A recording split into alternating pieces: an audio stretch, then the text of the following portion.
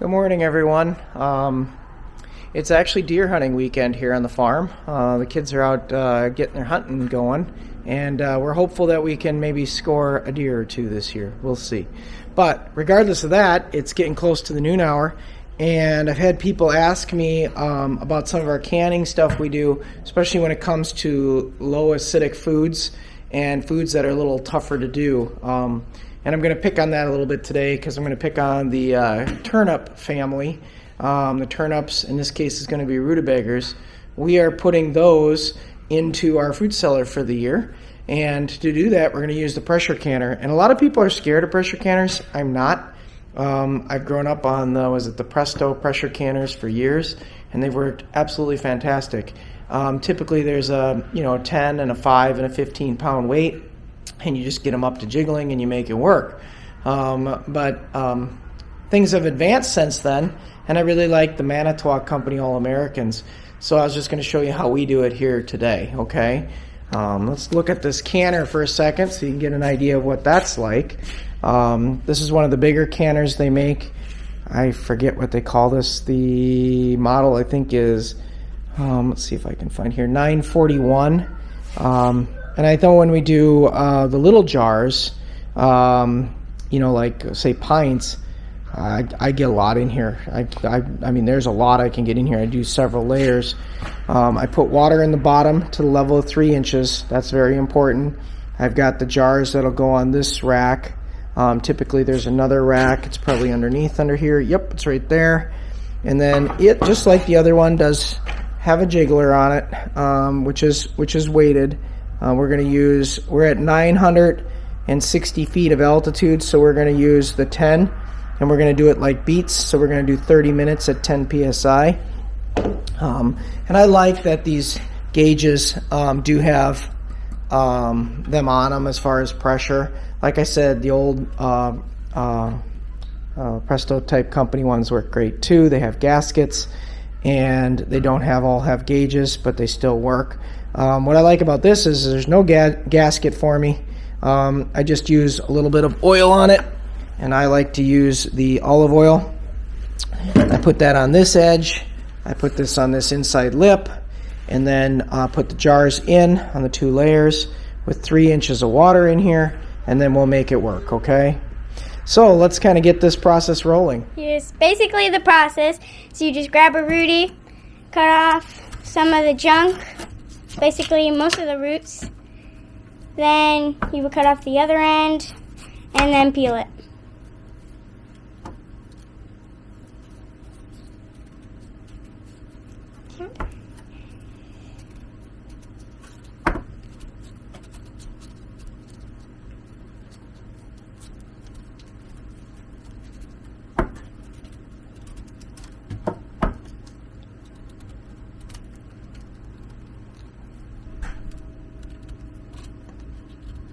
As you can see, it's kind of a tedious process. We have a bunch of them to do today, so we just got to keep peeling and washing.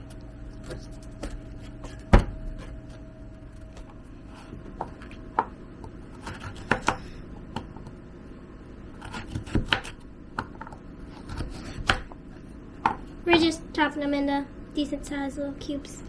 And like these 2 bad parts here, you could just chop those out if you want to, but since we have really a lot of rutabagas, we don't really need to save these guys, so just toss these guys out.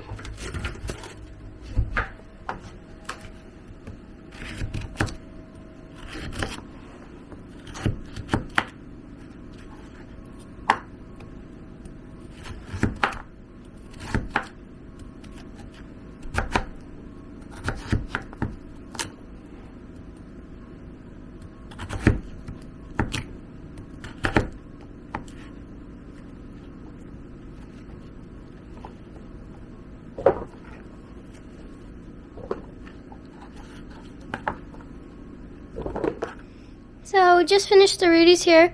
Got a lot of them. That was a lot of chopping and peeling. So they're gonna go into the fridge and then get ready for pressure canning. So we got our jars and our rings and our lids out.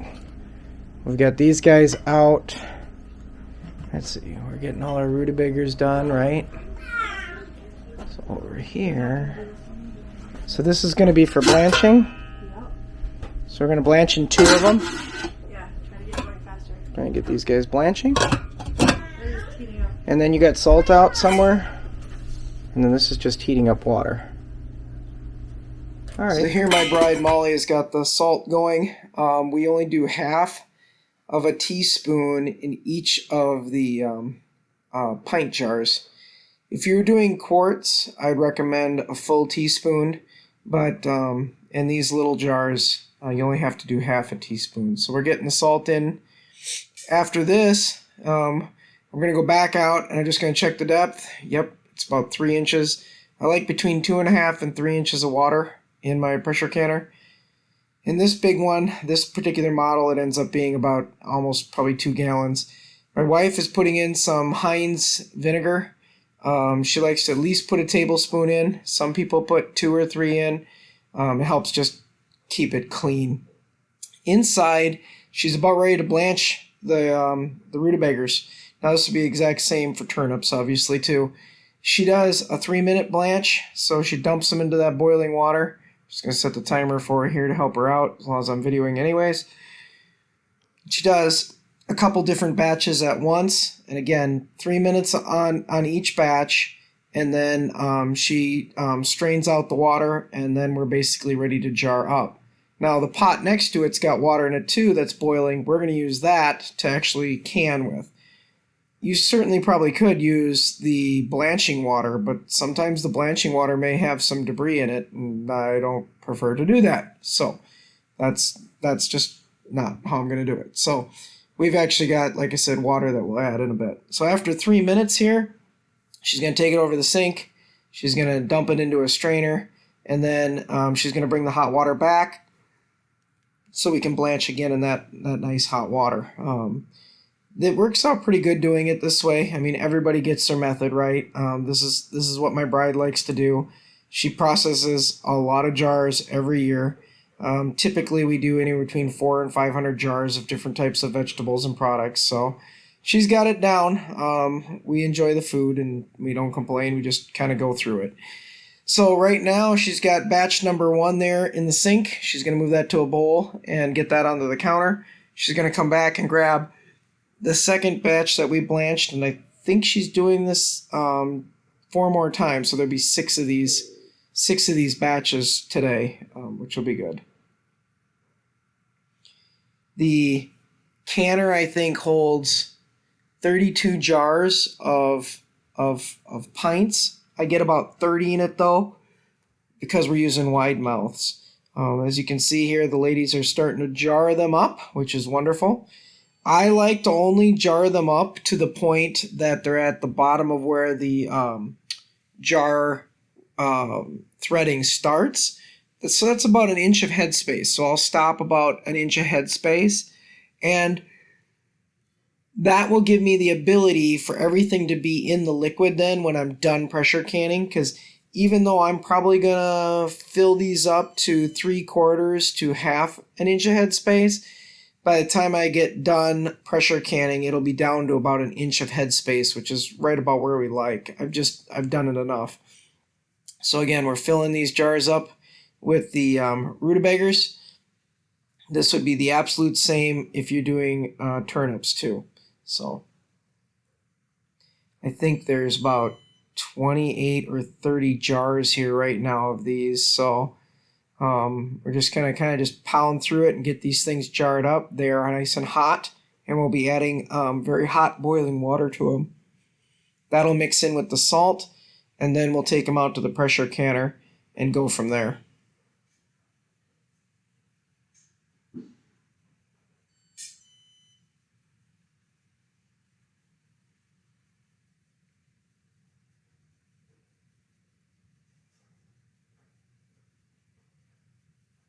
They look great, don't they? They're very pretty product when they're in the jars.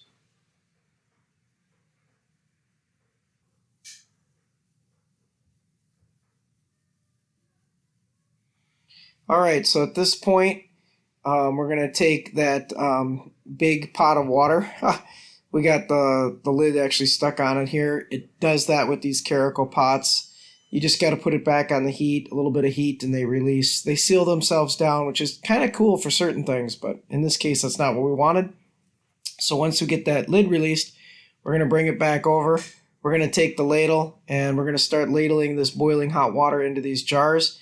Again, leaving probably a ½ inch of headspace, which by the time when I get done with pressure canning will end up as an inch of headspace, which is, pretty standard for, doing any vegetable like this in a pressure canner, whether it be beets or turnips or rutabagas. So seems to work really well for us, so it tends to be our method.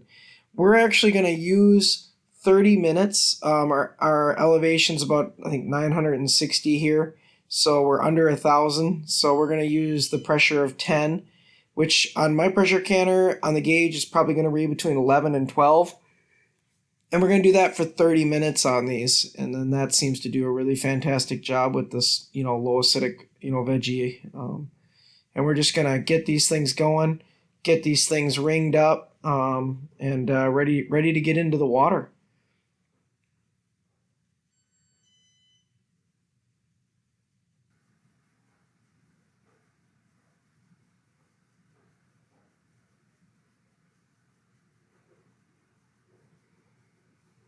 As you can see, these ladies are pretty fast at this. So then all I've got to do is take them out and put them into the pressure canner. Now I've got the base in the bottom, so these don't touch the bottom of the pressure canner. That could break the jars. And I just kind of fit them in fairly snug on the bottom. And then I'll put the next layer on. I'll try to kind of offset them so they just aren't directly above, lid and ring. They're going to be offset a little bit. It's kind of like playing a little bit of Tetris, but it works actually pretty good. I would say the canner itself, this process probably takes for a 30-minute batch for me about an hour. I like to bring it up to speed and get it going good before I put the weight on it and start counting the 30 minutes. So I would say all said and done, by the time you get the water on the bottom of this warm, before putting the jars in, now putting the jars in, bringing it up to, 10 PSI, getting it to rattle at the appropriate times and release its steam, and then letting it cool down, it's going to take at least an hour. So I got, I think, 14 jars in the bottom here. Again, because of wide mouth. Probably could have gotten another one in if I didn't. I kind of got to play with this a little bit. I never like this thing sitting on the jar too much or off to an edge or a corner of a jar. So I try to line it up where it sits best. Sometimes for me with this particular one, I just got to kind of find the sweet spot that I like. So if you notice I'm struggling a little bit, I want it level. The jars are a little different heighted, so I just get it where I like. I know it's going to work good. And then I start offsetting the next layer of jars. Once all the jars are in, you can see that the canner is about 2/3 full. The jars are all offset. And no, you can't see the water anymore.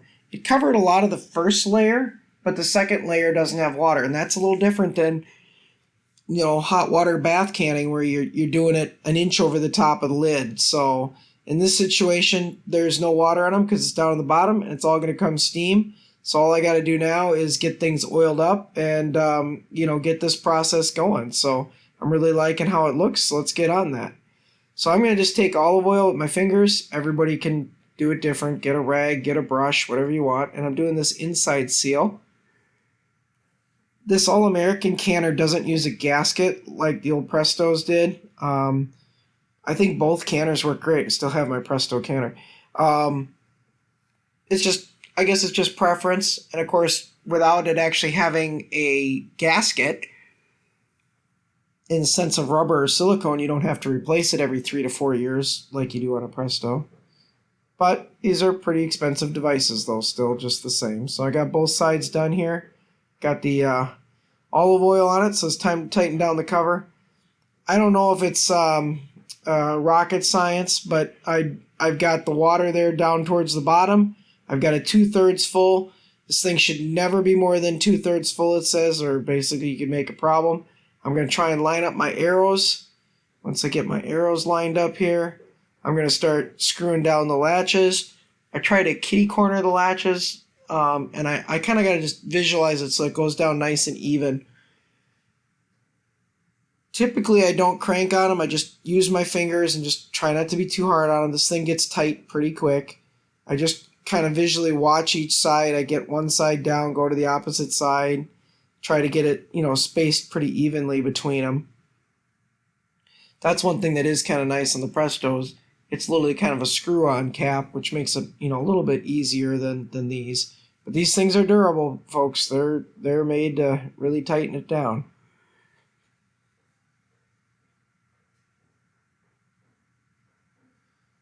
And then once I get this tightened down, I'm going to put the heat on about a medium high. This particular unit has got a little vent there where I'm going to put the rocker on it. And I'm not going to go much more over medium high because this is a 30,000 BTU burner. And my pot is rated at like 24 or 25,000 BTUs. So sitting a little bit lower is safer for my my pressure canner. So I don't want to wreck it, so that seems to work well for me. Once I've done that, I'm going to wait for some steam to come out that top hole, which, I don't know, takes a little bit of time. And as you can see, once that steam comes out of that top hole pretty consistently like it's doing, then I'm going to set a timer. I'm going to count off 10 minutes. I want that water boiling in there before I drop my weight on and before I start clocking it. You'll notice the pressure here says 0. Again, because I don't have the weight on it, it's just venting out, which is good. So the water inside is just getting up to boiling temp, getting nice and hot, and I'm just kind of waiting 10 minutes for it to steam off. And once it's done with 10 minutes, I'm going to drop that weight down at 10 psi, and then I'm going to try to get it to jiggle about 1 to 2 times every minute. That seems about right for me. And again, like I said, there won't be any pressure until I put that on. I think a lot of people are kind of scared at this next part. Again, it's been 10 minutes now. They get worried that when they put this thing on and it starts, venting, rattling, making its little noise where the 10 is here and I put it on there. This is when people start getting nervous. They're worried they can screw it up. Really, these can't be screwed up too bad. You just got to take your time, stay by it for a little bit, and get it set where you want. I've got it on medium. I'm going to drop this onto my fingers. You probably should use a pot holder if you're scared. And then I'm going to watch the pressure on this little gauge here just hopefully go up. And I'm going to see if it'll start, probably rattling around 11, 12 on the pressure because that's typical what my machine does. So now it's been on there a bit. You can see the pressure is coming back up. I think the pressure's, it's not quite to 5 yet, so it's coming. It just takes a little bit. Notice I have not started the timer for the 30 minutes yet. Oh, there it starts to rattle. So once it starts rattling here, which for my machine is about 11, 12 psi, now I'm going to start the timer. The 30-minute countdown is going to get started. And I'm going to go 30 minutes from now before I shut the heat off. So at this point, I am truly pressure canning these Rutabagas. And I'd be using this same method for beets. I'd be using this exact same method for turnips too. And just slight little rattles like this for a few minutes. A few seconds. I would say probably 10 to 15 seconds it takes, and then it settles down typically. And then it goes off sometimes again. As long as it doesn't go off more than 4 times a minute, I'm pretty comfortable with my heat. Most of the time it goes off a couple times a minute.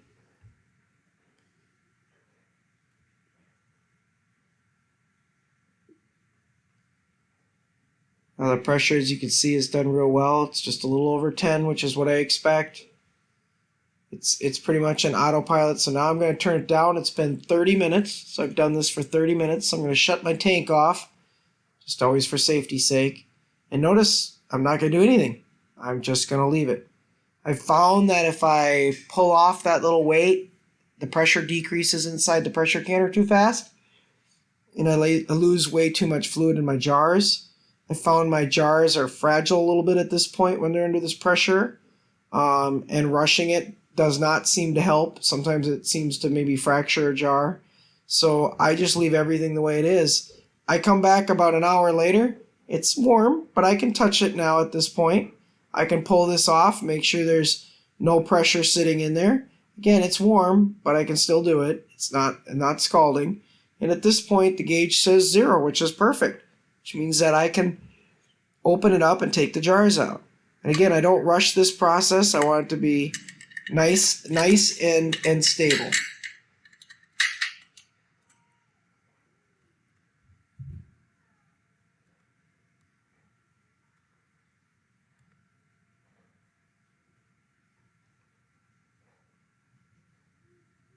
I always try to kind of unclamp these in the opposite ends again, just so that I don't get any binding on it when I take them off.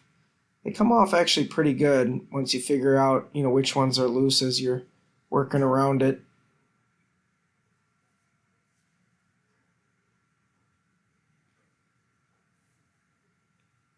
So now it's been about an hour. It's down to 0. I've got my canning grabbers. Time to take the lid off this puppy. I just rotate it a little, and then up it comes. And then we get to see our beautiful, beautiful pressure canned rutabagas. Now some people let them cool just like this. You certainly can. I'm actually going to take these out because I'll be doing another batch. These are not sealed yet, so do not tip them. Your liquid could come out if you do, so be very gentle. Pick them up. I like to set them on a towel. Look at that, they're boiling away right in the jar still, even though it's been an hour since this thing is on.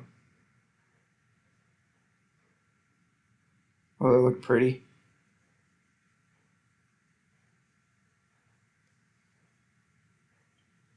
Each one of these jars can be a meal for us. When we reheat it up during the winter months, several jars of these, and I can make mashed rutabagas, which is delicious. Do a little bit of chives, a little butter. Some people like sour cream. Whatever works for you, folks.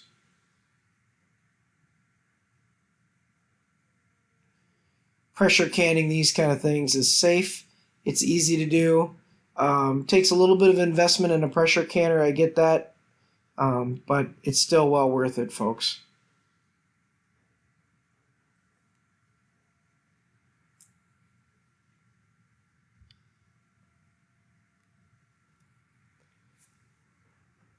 We did this today kind of on, a busy weekend in the middle of our day, but it's a good way to get food prepped and into storage for the winter months.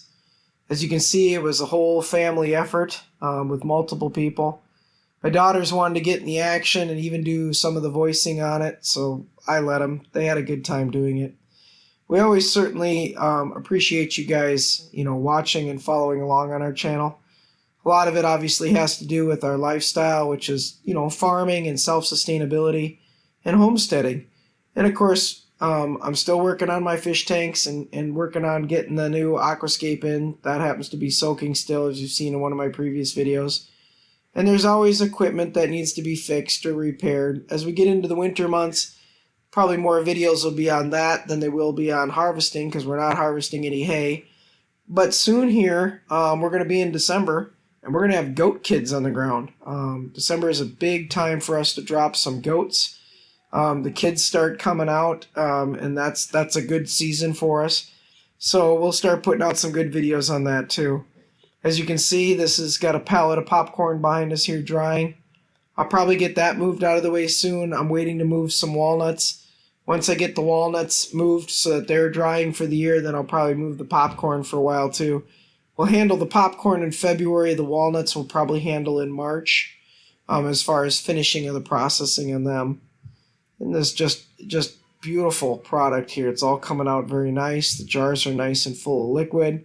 They are very, very hot and still boiling inside them, but they are looking very, very nice, folks. I certainly hope that pressure canning doesn't scare you away. I think it's always good to have a big pressure canner because you can find you can do more than the little ones. Follow the directions. It's a very safe process. Invest in some jars, lids, and rings, and I think you'll be quite satisfied. it's kind of a neat feeling to be going down to your cellar and pick your vegetable out. Hey, I want beets. Hey, I want beans. Hey, I want rutabagas or something. I think that's kind of cool. Or you can just open up your freezer and you'll have, beans or peas in there too, or carrots. That all works too. You don't always have to pressure can everything. But this is one product that we like to, and this is how we like to store it, so it works well for us on the farm. I don't burn a lot of propane in doing this, but it does go through a little bit. And obviously the jars and the rings are a long-term investment along with the canner. But the lids, they cost you a little bit too, so it's not like you're not getting some expense in doing this, but for the most part, I still think this is a very affordable way of doing it. I think it's a very healthy way of doing it. I'm just going to check my water in here. Yep, it's about 3 inches still. So we are in good shape to put another batch in. Whew, steamy. So we're going to put another batch in here in a second and kind of get things going again. Until then, folks, I hope you have a great time on your little acres. If you're a big acre, enjoy that too. But I definitely enjoy what we're doing here. I enjoy processing our food and putting things away for the winter and getting ourselves ready. And it's really neat to know that all these jars here on the floor are going to feed us throughout the winter with good, healthy vegetables. Thanks, folks.